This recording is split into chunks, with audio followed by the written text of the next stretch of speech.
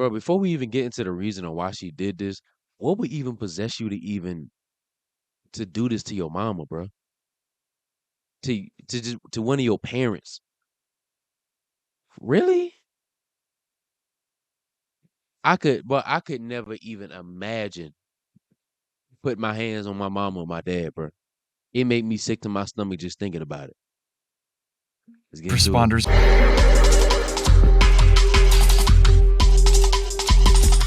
What's good, y'all? All glory to the one true God, and welcome back to the channel, and welcome back to another reaction video. And today we got another one from Dr. Insanity, and sadly is when the dad realizes that his daughter is actually the killer. I don't even know how I would react if I was ever in this situation. I hope I never be in this situation. But we finna jump straight into it, so let me stop wasting y'all time. She's on the ground. So there's Who is it? my mom. This man has just been told that his wife has been murdered. However, he never could have expected that it was his daughter that was responsible. What happened? Your wife and daughter got into an argument. She's going to jail forever. Wife's dead. I was too.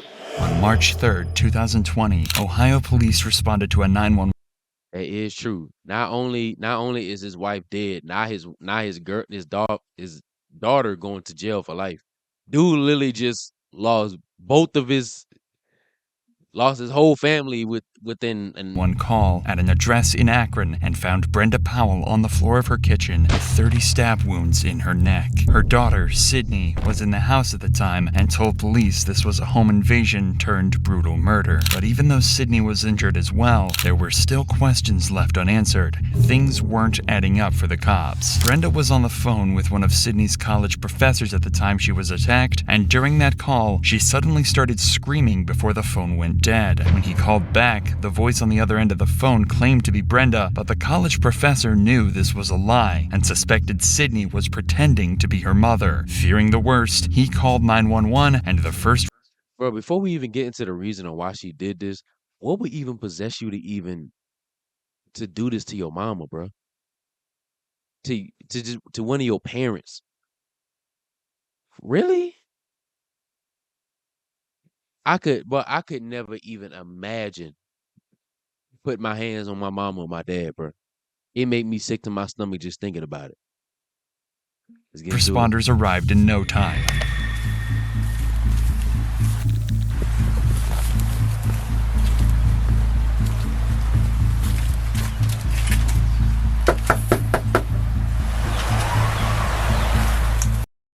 This scream, combined with being called to the location, is enough probable cause for the police to forcefully enter the home. And this is what was waiting for him when he walked inside the house. Akron Police! Akron Police!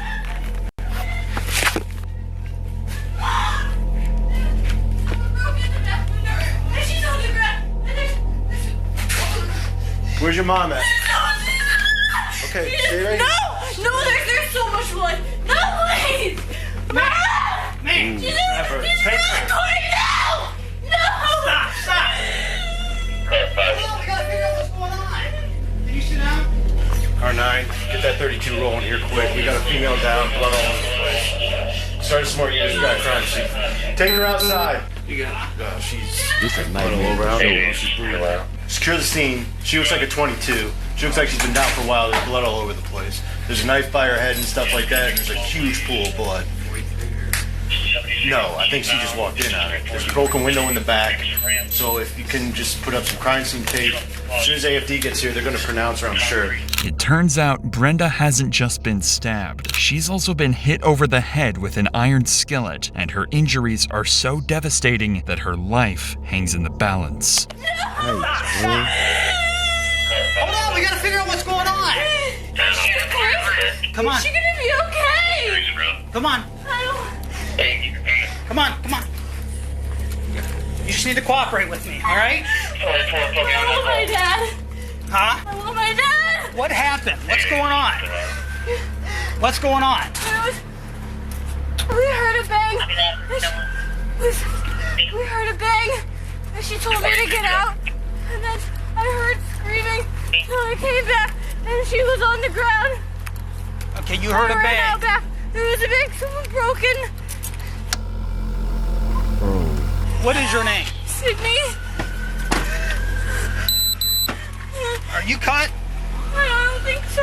Yeah, you're cut I somewhere. don't think so. Yeah, your See it hand. right there. No, I was helping her. I grabbed her. All right, stop. I grabbed the knife. Yeah. What's going on? I don't know. We just I'm got the dad. I'm the dad. Okay, Sydney. what's- I don't know. Okay. I don't know. Sydney appears to have been injured as well, is suffering from shock, and struggling to hold herself together. Even the arrival of her father, Steve Powell, doesn't calm Sydney down. Police need to lock down the crime scene and try to figure out exactly what's happened. The back window's broken in. So you're gonna have to Daddy. inside there. So I don't know.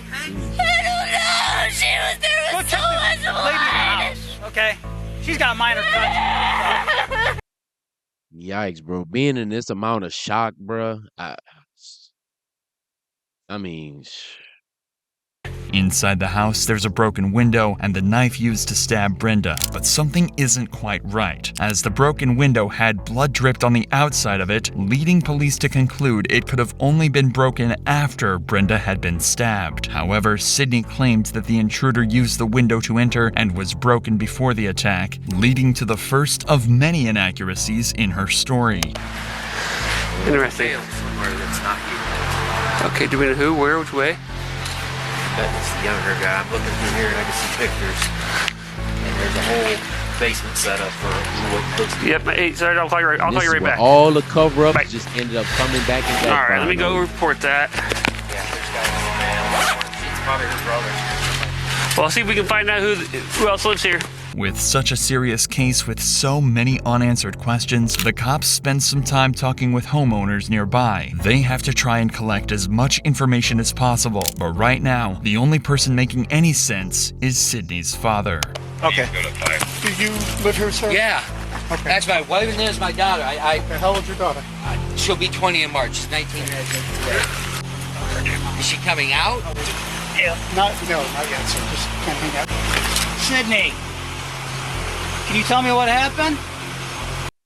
I know the dad gotta have so much emotions going on right now, bro. He just came home. They bought about 7 police cars deep. Daughter on the ground, hysterical and shock.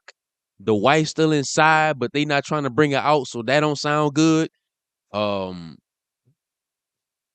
Dude, I know he probably got a million emotions going on right now. He has to, bro. Huh? I know I would. Sydney.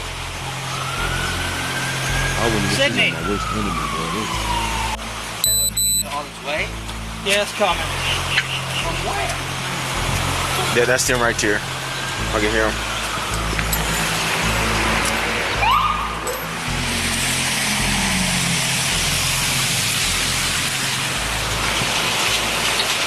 I have a female here. While trying to piece this puzzle together, police speak to Steve Powell and one of Sydney's friends down at the station, in the hopes that they may be able to help them shed some light on exactly what happened. But unfortunately for Steve, he has absolutely no idea Sydney is the attacker, or even worse, that his wife is in critical condition at the hospital and likely won't survive, something detectives will have to break to him sooner than later. Who'd you get a call from? Yeah. Got a call from him, called me. Oh, okay. He said there was a call, went out, a distress call from the University of Mount Union where my daughter was going, and said, female in distress. I said, well, that's funny because Brenda's there, my wife. So I called Brenda, and it rings and rings on the cell phone, no answer. I call Sydney back, rings and rings and rings, no answer. I call Brenda back, ring, no answer. I'm pacing around. I call G back, and I'm on the phone with him, telling him there's no answer. My doctor calls me back and said, "Oh, Mom's on the phone with Mount Union." I said, "Well, cops are on the way." And she went, "There's been a break-in," and she just started going off. She said, "What?" She said, "There's been somebody broke into the house. There's blood everywhere." She was hysterical and crying. So at first, when you talked to her, she said that your wife was on the phone with Mount Union. Yes. And As soon as I said cops are on the way, the hysterics started. Is she still attending? Well, as far as we knew up until today, yes, but apparently not for the last, I don't know, maybe couple weeks. What Sydney hadn't told her parents was that she'd been kicked out of college weeks before this happened and had been lying to them ever since. But she did tell her friends, including Lauren, who lived in the same dorm. Now, we understand that Sydney was your roommate at Mount Union? Yes, she was for last year and then this year until she left. And so you've been friends ever since your freshman year at St. B? Mm-hmm. Go over each other's houses, everything like that? Yep.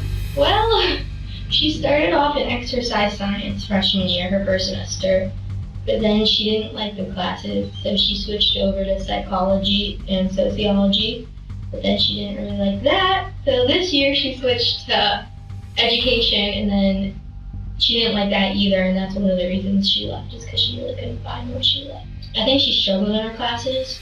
I don't think her grades were the best, but she didn't really tell me that, because I wasn't really struggling. I think she kept a lot of stuff hidden, because when we were just talking or with our friends, she always seemed happy. Like, she seemed okay, like I said, I couldn't tell until the end where she was kind of just like struggling and she kind of was sad and just like, Lauren, I don't know what to do. I think she felt like everybody around her kind of had figured out what they wanted to do, and she hadn't. Establishing Sydney's state of mind Maybe she leading felt like up she was to the being left incident behind. will help detectives find I mean, out still if don't she simply excuse, like, what snapped she or if potentially this did, was but premeditated. maybe, The issue is, maybe she just Sydney felt is like going she to was just claim left that she behind. actually has no idea what happened throughout this entire case. In fact, she's going to base her entire defense on the fact that she blacked out and even claim insanity using this. This means the cops still have no solid proof that Sydney is the guilty party, but they're starting to discover she was hiding secrets from just about everyone. Well, I know she's had anxiety for a while, but I think it was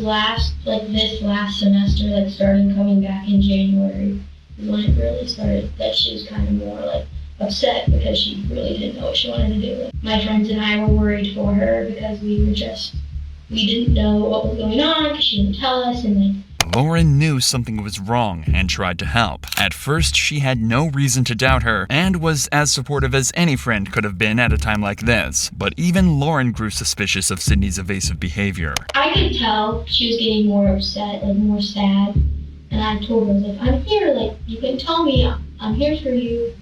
If you need anything, I'm here. But she never really opened up until she was leaving and saying that she was struggling with school and that she was kind of trying to figure out what was going on, and that's when I started to try to help her. Let's talk about this.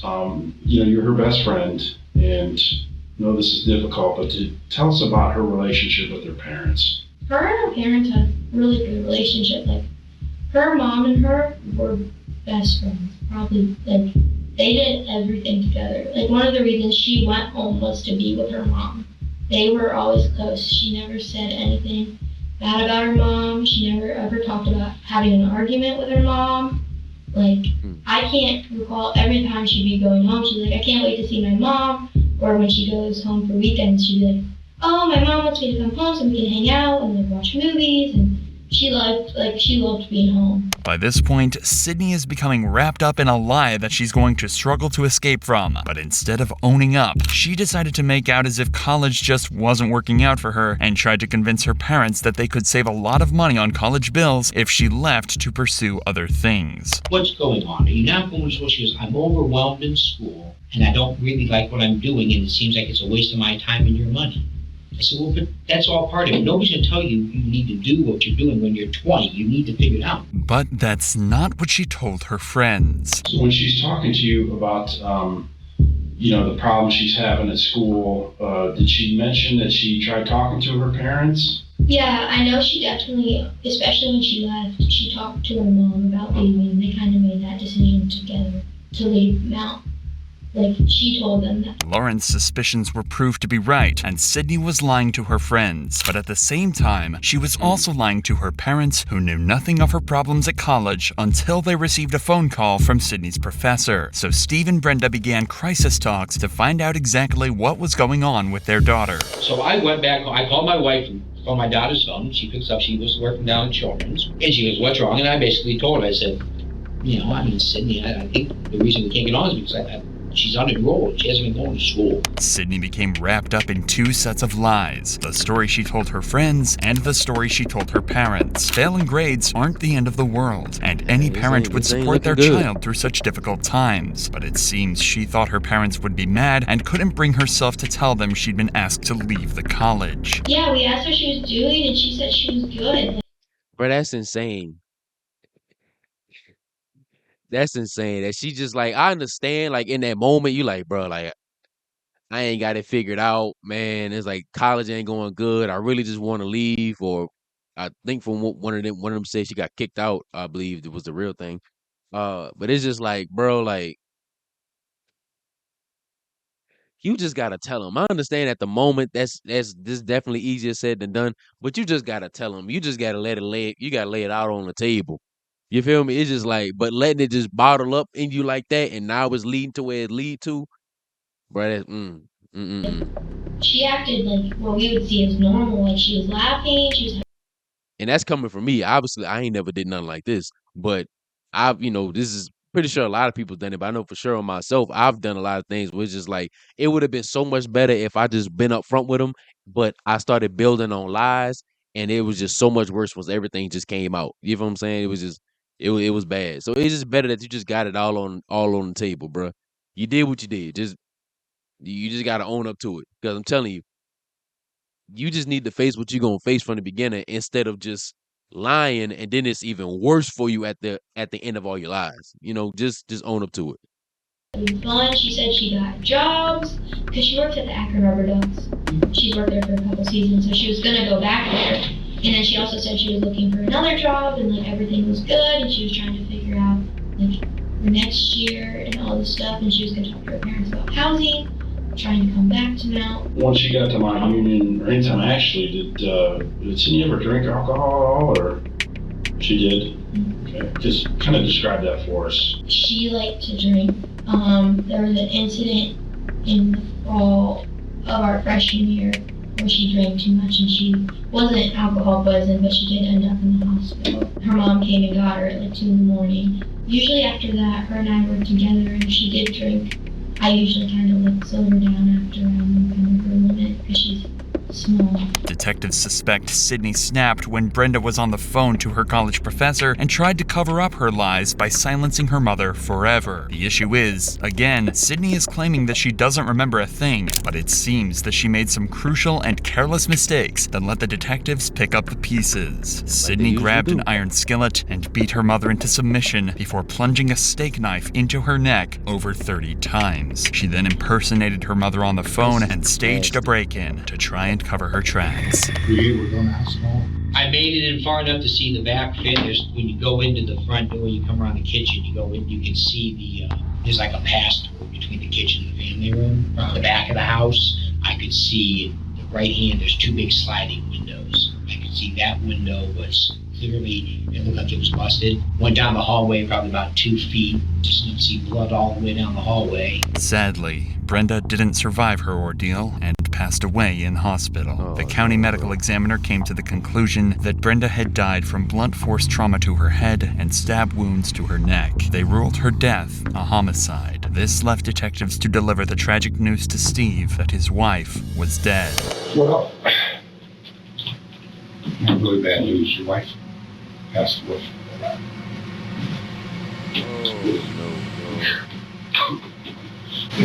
I mean, even though we knew with like the description of like what was dead to her, we knew it, but it's like when you finally get the news, it's just like that's evil, and that's wicked. Man, that's just nasty, bro.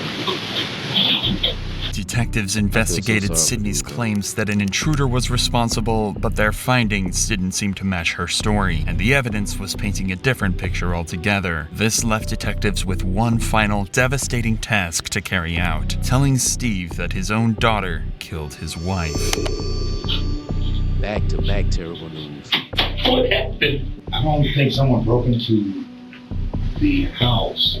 I don't know if your wife and daughter got into an argument, got physical. I mean, the window was broken, but there's no forced entry into the house. Did your wife and daughter ever have like really heated arguments? It's not possible. Your son's outside. He doesn't know what's going on. My son's here? Yes. Would you like one of us to just go be with your son? I don't know. Well, he has his son, but he basically lost half his family in one day. It's simply impossible to imagine the turmoil Steve must be going through at this moment. His wife murdered and his daughter the main suspect. Finally, Steve realizes the detectives might be right, leaving him to deliver the news to his son. Clearly they think Sydney did this. I lost two. She's going to jail forever. Wife's dead.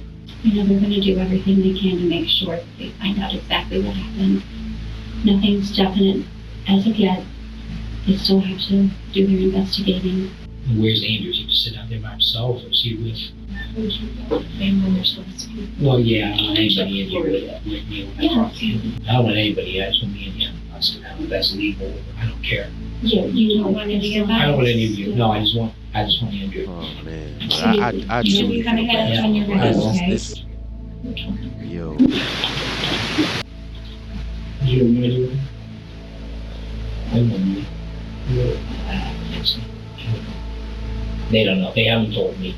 They're investigating. Sydney was arrested and charged for the murder of Brenda Powell. She claimed insanity at first, saying she had almost no memory of what happened, including hitting Brenda with the cast iron skillet and fatally stabbing her. The jury didn't believe Sydney, and she was found guilty on 2 counts of murder, 1 count of felonious assault, and 1 count of tampering with evidence. Sydney Powell was sentenced to life in prison with a chance of parole after 15 years. ooh, woo! If you can't do the time, don't do the crime. But that is insane, y'all. So nothing justifies what she did. Nothing justifies it. But but when they talking about her and her issues in college and stuff like that, and how that most likely boiled over, and that just like, probably built some stuff up in her. Like I said, it doesn't justify anything. But what happens if she just would have came clean from the front instead of just lying? Because she felt a certain way, like, oh, they may think I'm a failure or something along those lines. Because, like, college not working out. I'm feeling like maybe I want to do something else. I don't have it figured out. What if she just came clean from the jump and it just made her feel better? Like I said again for the 3rd time, it doesn't justify anything. What she did was 100% wrong, and it was sick for real. Like, it was. But if she got it off her chest, maybe she would have felt a little better. It would have led to where it led to. And second of all, always keep God first. Always continue to pray and get a better relationship with Him, that He keeps you in your right mind, bro. Because, man, we always need it, but we for sure need it nowadays more than ever. So continue to keep God first and just be honest, man. Just try your best to be honest from the jump. I understand that you don't like what the consequences gonna come with it, but it's better to deal with it then than just let it build up over time, and it's worse for you in the end. So I appreciate y'all for tuning in, y'all, and I hope y'all keep God first over anyone and anything. I hope y'all come back for next week's reaction video, and I hope y'all have a blessed day. Peace.